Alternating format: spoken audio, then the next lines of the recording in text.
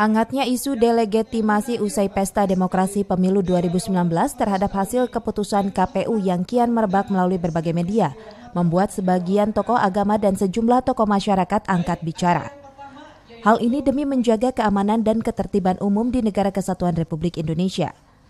Dalam kesempatan kegiatan dialog Ramadan di Pesantren Zikir Al-Fat Gunung Puyuh, Kota Sukabumi, pimpinan Ponpes Al-Fat beserta para tokoh masyarakat, aparat kepolisian, pemerintah, dan peserta yang hadir sepakat untuk lebih mengedepankan keutuhan bangsa.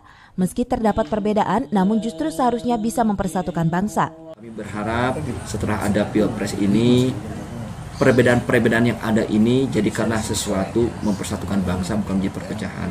Karena walau bagaimanapun juga perbedaan itu sudah sunatullah.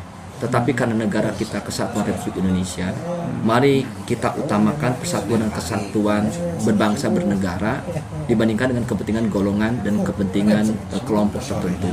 Oleh karena itu maka dalam biar Ramadan ini kita kembali kepada fitrah, kembali kepada kesucian. Mari sama-sama kita berbuat baik. Dan Pilpresnya sedang berjalan.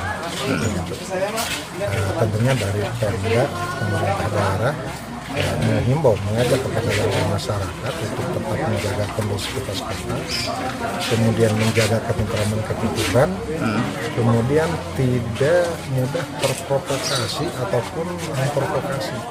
Dari Sukabumi, Muhammad Satiri melaporkan.